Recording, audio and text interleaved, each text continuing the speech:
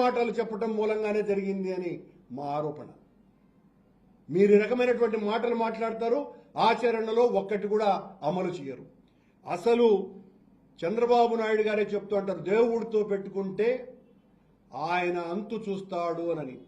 స్వామి చంద్రబాబు నాయుడు గారు, మీరు దేవుడితో పెట్టుకున్నారు.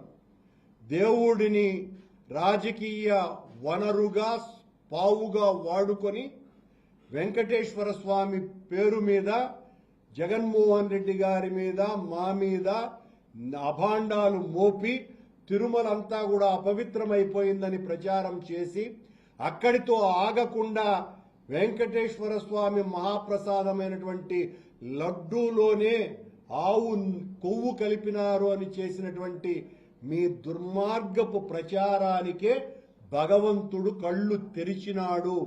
మీ కాలంలో ఈ రకమైనటువంటి అపవాదులు జరుగుతున్నాయి అంటే కారణం మీ మాటలు. భగవంతుణ్ణి మీరు రాజకీయ పావుగా వాడుకుంటున్నటువంటి తీరు. మేం ఛాలెంజ్ చేస్తున్నాం. మళ్ళీ మా 5 ఏండ్ల జగన్మోహన్ రెడ్డి గారి పరిపాలనలో తిరుమల వెంకటేశ్వర స్వామి ఆలయ పవిత్రతని మేము కాపాడినంతగా ఎవ్వరూ కాపాడలేదు. మీరు పత్రికా సమావేశాలు యాడ్నో బయట కూర్చొని మాట్లాడేది కాదు. దమ్ముంటే నేను నేరుగా ఎవరితో ఒక స్థాయి కలిగినటువంటి వాళ్ళు ఎవరైనా సరే, అది చంద్రబాబు నాయుడు గారా, లేకపోతే పవన్ కళ్యాణ్ గారా, లేకపోతే ఈవో స్థాయి అధికారైనా సరే, ఎవరితోనైనా కూడా సిద్ధంగా మేమేదైనా మాట్లాడితే నువ్వు చంద్రబాబుతో సమానమా అని మాట్లాడుతూ ఉంటారు. కానీ చంద్రబాబు నాయుడు గారు ఎక్కువ మాట్లాడేది, పవన్ కళ్యాణ్ ఎక్కువ మాట్లాడేది, పవిత్రత అంతా మంట కలిపింది వైసీపీ వాళ్ళేనని. రా మాట్లాడదాం. మేము చేసినటువంటి మేలేదో, మీరు చేస్తున్నటువంటి కీడేదో మొత్తం అన్నీ కూడా విడమర్చి చెప్పడానికి సిద్ధంగా ఉన్నాం.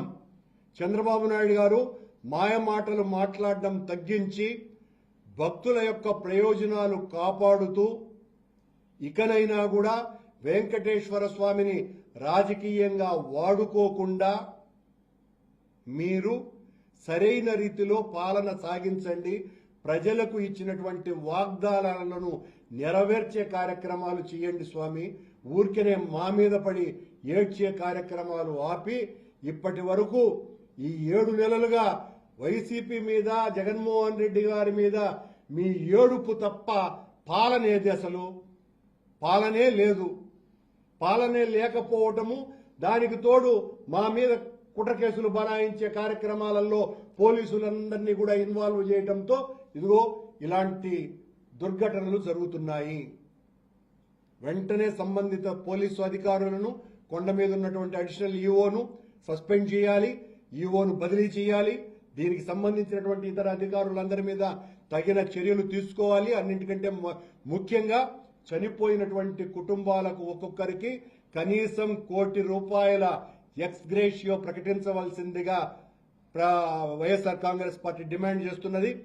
అలాగే గాయపడిన ప్రతి ఒక్కరికి కూడా కనీసం 20 లక్షల రూపాయలు ఇవ్వవలసినటువంటి అవసరం మేము గట్టిగా డిమాండ్ చేస్తున్నాం. ఇవి కాకుండా ఊరికినే పరామర్శలతో కాలం గడిపేసి 5 లక్షలు ఇస్తాం, 10 లక్షలు ఇస్తాం అని అంటే సరిపోదు. మీరు ప్రభుత్వం చేసినటువంటి హత్యలు ఇవి. ఒక మాటలో చెప్పాలంటే బాధ్యతారాహిత్యంగా వ్యవహరించటం మూలంగా, ప్రభుత్వం చేసినటువంటి తప్పిదం కారణంగా జరిగినటువంటి ఈ చర్యకు ఒక్కొక్కరికి చనిపోయినటువంటి వాళ్లకు ₹1,00,00,000 ఇవ్వాలని డిమాండ్ చేస్తున్నాం. అలాగే గాయపడినటువంటి వాళ్లకు 20 లక్షల ఎక్స్గ్రేషియో ఇవ్వవలసిందిగా డిమాండ్ చేస్తున్నాం.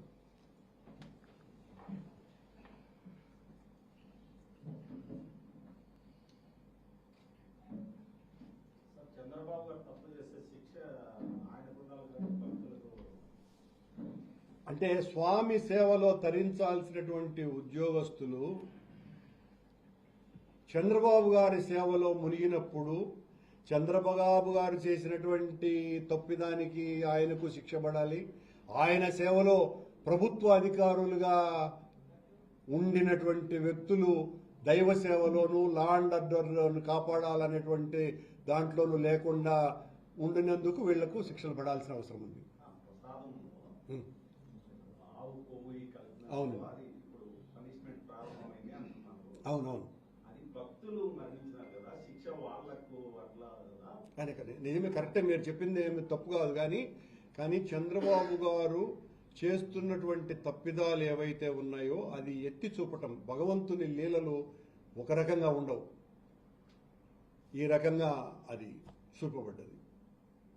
చంద్రబాబు తప్పిదాల వలనే ఇలాంటివి. చంద్రబాబు గతంలో కూడా ఈ తప్పిదాలు చేసినాడు కాబట్టి కదా గోదావరి పుష్కరాలలో 30 మందికి పైగా చనిపోయినారు.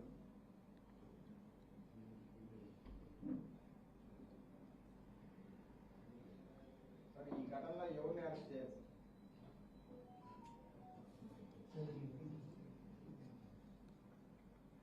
ఎవరిని అరెస్టు చేయాలంటే బాధ్యత వహించిన ఈ క్యూ లైన్ల పర్యవేక్షణ దగ్గర నుంచి అసలు కొండ మీద భక్తులకు సంబంధించిన వ్యవహారాలలో ఎక్కువ బాధ్యత ఉన్నది ఆ వెంకన్న చౌదరికి. చంద్రబాబు గారి పరమ భక్తుడైనటువంటి వెంకన్న చౌదరికి ఉన్నది. ఆయన మీద ఎక్కువ బాధ్యత ఉన్నది. అలాగే ఎస్పీ మీద చాలా బాధ్యత ఉన్నది. ఎస్పీ స్థాయి తర్వాత కింది అధికారులకు కూడా బాధ్యత ఉన్నది. కొండ మీద ఉన్నటువంటి vigilance and TTD vigilance officer కూడా బాధ్యత ఉన్నది.